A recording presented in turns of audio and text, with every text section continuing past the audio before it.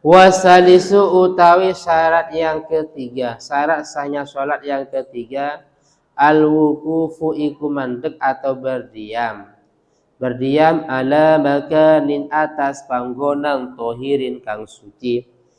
Oleh karena itu fala taswihu mongko tidak sah sholatu syasin opo sholati seseorang. Fala taswihu mongko tidak sah sholatu syasin opo sholati seseorang yulaki kang ketemu atau bertemu ba'du badanihi opo sebagian tubuhnya syakhs, opo sebagian tubuhnya syakhs au libasihi atau pakaiannya syakhs ketemu najasatan ing najis, najasatan ing najis fi qiyamin ing dalam waktu berdiri, fi qiyamin ing dalam waktu berdiri au qu'udin atau duduk au ruku'in atau ruku au sujud atau sujud. Kalau au itu maknanya atau, sampai kapanpun ya atau. Qiyam berdiri au qu'udin atau duduk au ruku'in atau ruku au sujud atau sujud. Warabi'u utawi syarat yang keempat al ilmu itu meyakini, yakin atau ya mengetahui, al ilmu itu yakin, yakin atau mengetahui bidukhulil waktu kalawan masuknya waktu, yakin tadi ya. Ilmu itu mana aslinya mengetahui, tapi kadang ilmu itu maknanya yakin dengan susunan kalam yang ada. Seperti di sini. Ilmu ini maknanya yakin.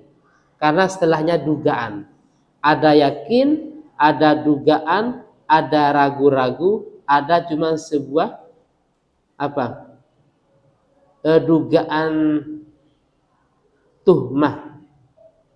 Kalau yakin, dugaan kuat, praduga, dugaan kuat, ragu-ragu ada dugaan yang lemah atau tuhmah. Ayakin bidukhulil waktu kalawan masuknya waktu audonu dukhuli atau ini atau punya dugaan masuknya waktu bil ijtihad kalawan ijtihad. Oleh karena itu falau sholat mongko lamun salat sapa wong biwairi zalika kalawan tidak yakin masuknya waktu, tidak yakin atau tidak menduga masuknya waktu. Tadi di atas tinggal dikasih tanda kalawan selain mengkono al ilmu bidukhulil waqti ila akhirih. Tinggal dikasih tanda kalawan selain mengkono al ilmu bidukhulil waqti ila akhirih. Mongko lam tasih mongko tidak sah sholatuhu opo sholati wong, harus yakin. Wa in shodofal waktu, wa in shodofa, walaupun ketepatan al waktu opo waktu sholat, al waktu opo waktu sholat. Wis sekarang gini, syarat sahnya sholat yang ketiga, ketika sholat kita harus berada di tempat yang suci. Paham ya? Kita harus berada di tempat yang suci. Oleh karena itu ketika kita sholat berada di tempat yang ada najisnya, paham ya? Yang ada najisnya, atau mungkin gini, kita sholat tubuh kita nyentuh ke najis, sebagian tubuh kita nyentuh ke najis, atau pakaian kita nyentuh ke najis, baik ketika berdiri, ruku, sujud, maka sholatnya tidak sah. Atau gini, atau nyambung. Contohnya gini, kita sholat di pojok itu ada najis, terus ternyata ada tali rafia umpamanya. Tali rafia itu nyambung ke najis yang ada di pojok. Terus najis itu ternyata nyambung ke baju kita, itu nggak sah sholatnya. Ustaz, najisnya kan jauh, tapi tubuh kita nyambung dengan tali rafia, yang mana tali ini nyambung dengan najis itu. maka sholatnya tidak sah. Terus yang keempat, bahwasanya terkait masalah syarat sahnya sholat, harus yakin tentang masuk waktu sholat. Atau yang terendah, yaitu harus mempunyai sebuah dugaan yang kuat. Kalau yakin kita sulit. Tapi kalau dugaan yang kuat seperti sekarang, mempunyai dugaan yang kuat ini dengan beberapa indikasi atau dengan beberapa media. Seperti ada azan, seperti ada suara beduk, atau jam dinding, jam tangan, atau yang lain sejenisnya. Sehingga kalau kita sholat, kita nggak ngerti, apalagi yakin, ini sudah azan apa tidak. Walaupun sudah masuk pada waktunya, maka sholatnya tidak sah. Jadi ketika sholat harus yakin atau setidaknya ada sebuah dugaan yang kuat bahwasanya waktu sholat sudah masuk. Yes. Wal khamisu utawi kang kaping 5.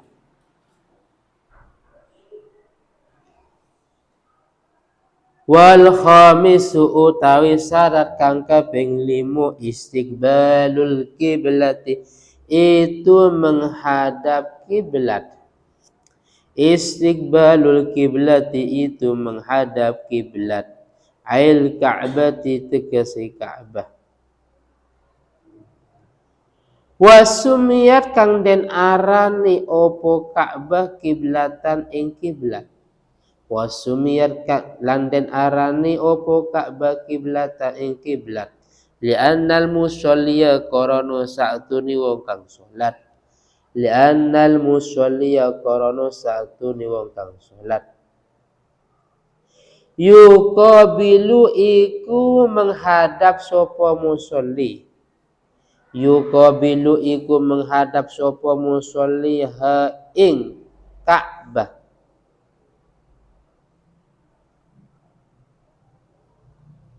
Terus wa Ka'batan lan den arani ing Ka'bah. Wa Ka'batan lan den arani ing Ka'bah lirtifaiha karena tingginya Ka'bah. Wastiqbaluha utawi menghadap kiblat bisodri kalawan dada. Bisodri kalawan dada syartun iku syarat. Syaratun iku syarat liman gadwi wong. Liman kedua qadara kang mampu sapa man alaihi atas istiqbal atau menghadap. Wastasna dan mengecualikan al-musonnifu sapa kiai musonnif. Wastasna dan mengecualikan al-musonnifu sapa kiai musonnif min zalika sangking mengkono menghadap kiblat. Ma ing perkara zakara kang nutur sapa ke musannif. Zakara kang nutur sapa ke musannif hu ing ma. Bi qaulihi kalawan ucapannya ke musannif. Yaitu wa yajuzulan wenang. Wa yajuzulan wenang atau boleh tarku istiqbalil kiblati opo. Ninggal no menghadap kiblat. Tarku istiqbalil kiblat ya opo ninggal no menghadap kiblat. Fis sholati ing dalam sholat.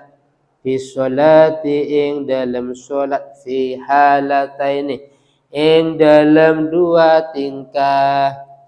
Fi halataini ing dalam dua tingkah. Yang pertama, fi syiddatil khaufi ing dalam sangat ketakutan. Ini kondisi perang ini. Syiddatul khauf, sholatul khauf. Fi qitalin ing dalam peperangan mubahin yang diperbolehkan opo qital. Fi qitalin ing dalam peperangan mubahin yang diperbolehkan opo qital fardon iku fardo kanat ono as-sholatu opo sholat au naflan atau sunnah. Nanti ada di belakangnya ini. Kondisi perang pun wajib sholat. Wa fin nafilati lan ing dalam salat sunnah.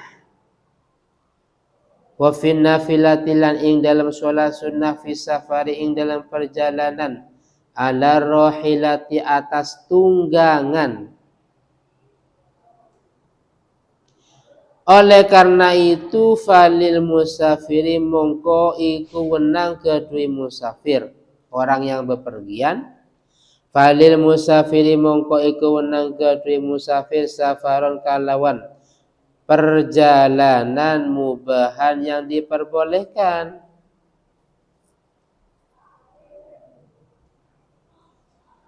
Walau qasiran, walaupun itu dekat. At-tanaffulu utawi salat sunnah.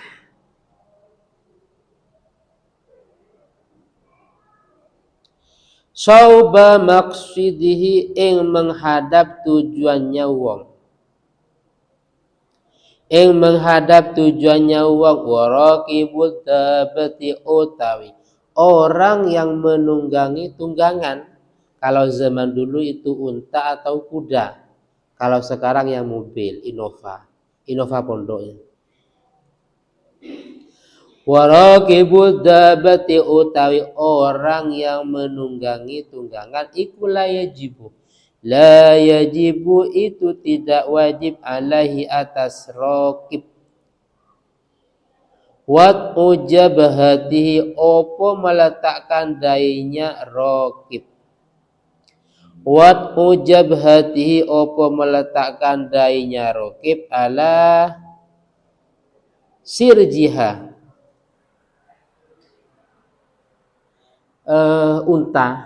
Unta biasanya di sini kan ada kayak apa? Yaitu puluknya rohila atau unta. Masalah kalau umpamanya musuh di atas unta mau ruku, kan nggak mungkin. Bahkan bal yumi'u, bahkan memberi isyarat sapa wong. Bahkan memberi isyarat sapa wong biruku'ihi kalawan rukuknya raqib wasujudihi lan sujudnya raqib wa yakunu lan ono apa sujuduhu apa sujudnya raqib ahfadha itu lebih rendah. Ahfadha itu lebih rendah min ruku'ihi ketimbang rukunya raqib. Wa ammal masyi adapun utawi wong kang melaku, masyi ini jalan kaki. Adapun utawi wong kang melaku fayutimu mongko iku menyempurnakan sapa al-masyi. Fayutimu mongko iku menyempurnakan sapa al-masyi ruku'ahu ing rukunya al-masyi. Ruku'ahu ing rukunya al-masyi wa sujudahu lan sujudnya al-masyi. Wa yastaqbiluh lan menghadap sapa al-masyi. Wa yastaqbilu lan menghadap sapa al-masyi al-qiblata ing kiblat. Fihi ma ing dalam ruku' lan sujud. Wala yamshi lan tidak boleh berjalan sapa wong, orang yang sholat, mosok sholat sambil jalan. Illa fi qiyami, kecuali ing dalam berdirinya wong wa tasyahudihi lan tasyahudnya wong. Yang kelima, syarat sahnya sholat menghadap kiblat. Kiblat zaman dulu yaitu Masjidil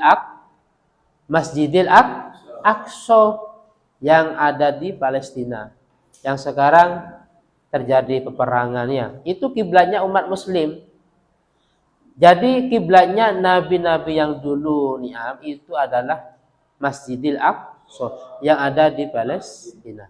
Lah sempat nabi ini sholat di sebuah masjid, ternyata ada wahyu, bismillahirrahmanirrahim, fawalli wajhaka syatral masjidil haram. Akhirnya nabi disitulah mendapat wahyu bahwasanya baru kiblat itu Masjidil Haram. Sehingga masjid itu namanya Masjid Kiblatain. Masjid dua kiblat. Karena Nabi mendapat wahyu ketika sholat di tempat itu. Nah, besok kalau haji atau umroh pasti nyampe ke masjid itu, atau mungkin setidaknya oleh mutawafnya disampaikan para bapak ibu itu namanya Masjid Kiblatain. Yang asal usulnya seperti ini diceritakan. Jadi yang awalnya memang ada dua kiblat. Ada dua kiblat di situ. Awalnya Nabi menghadap ke Masjidil Aqsa, ketika turun ayat itu baru beliau menghadap ke Masjidil Haram. Sehingga masjid itu namanya Masjid Kiblatain, masjid itu. Lah, dan itu berlaku sampai akhir zaman kiblatnya. Lah, kenapa kok dikatakan kiblat? Karena semua orang yang sholat pasti menghadap ke arah tersebut. Paham ya? Terus yang ada di utaranya Mekah itu menghadap kemana? Yang ada di selatannya. Jadi bukan berarti menghadap ke barat, enggak. Karena ketepatan Indonesia berada di timurnya Arab. Paham ya? Jadi sebenarnya menghadap ke arah kiblat. Berbeda dengan negara yang ada di barat, berada di arah baratnya Arab. Itu menghadap ke kiblat tadi. Terus kenapa kok dikatakan Ka'bah? Karena itu memang tinggi. Lirtifaiha. Nah, sekarang gini, adapun menghadap ini termasuk syarat bagi orang yang mampu. Jadi menghadap kiblat ini ya syarat. Kecuali dalam dua hal. Yang pertama, dalam kondisi sholatul khauf. Umat muslim dengan orang kafir perang, nanti ada tata caranya. Dibagi sekian kelompok, satu mengikuti gerak-geriknya imam, shaf yang pertama, shaf yang berikutnya jangan takbir dulu, diam. Nah, nanti ketika kelompok ini sudah ruku, sujud dan seterusnya, berdiri baru ini ikut gantian.